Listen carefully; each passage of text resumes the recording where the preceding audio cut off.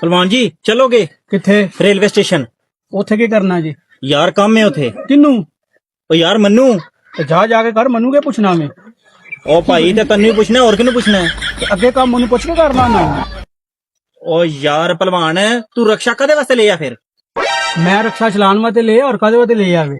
ਤੇ ਭਾਈਜਾਨ ਮੈਂ ਵੀ ਉਹੀ ਕਹਿ ਰਿਹਾ ਵਾਂ ਨਾ, ਉੱਤੇ ਬਵੋ ਰਕਸ਼ਾ ਚਲਾਓ ਤੇ ਮੈਨੂੰ ਰੇਲਵੇ ਸਟੇਸ਼ਨ ਲੈ ਕੇ ਚੱਲੋ। ਕਿਉਂ? ਉਹ ਯਾਰ ਮੋਟੇ ਮੈਂ ਤੇਰੀ ਸਵਾਰੀ ਆ ਤਾਂ ਵਾਸਤੇ। ਹੈ ਤੈਨੂੰ ਕਿਹਨੇ ਆਖਿਆ ਤੂੰ ਮੇਰੀ ਸਵਾਰੀ ਹੈ?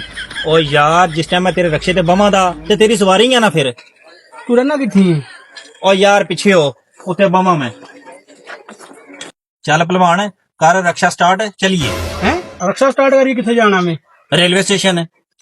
ਰੇਲਵੇ ਸਟੇਸ਼ਨ ਜਦੋਂ ਮੈਨੂੰ ਕੋਈ ਕੰਮ ਹੀ ਨਹੀਂ ਹੈ, ਮੈਂ ਅੰਬ ਲੈਣ ਜਾਣਾ ਮੈਂ। ਉਹ ਯਾਰ ਮੈਨੂੰ ਕੰਮ ਹੈ। ਤੇ ਤੂੰ ਜਾ ਨਾ, ਮੈਨੂੰ ਕੀ ਆਖਣਾ ਮੈਂ? ਉਹ ਯਾਰ ਮੈਂ ਸਵੇਰ ਪਤਾ ਨਹੀਂ ਕਿਹਦਾ ਮੂੰਹ ਵੇਖ ਲਿਆ। ਮੇਰੇ ਆਪਣਾ ਮੂੰਹ ਹੀ ਵੇਖਿਆ ਨਹੀਂ ਸ਼ੀਸ਼ੇ 'ਚ, ਹੋਰ ਕਿਹਦਾ ਵੇਖਿਆ?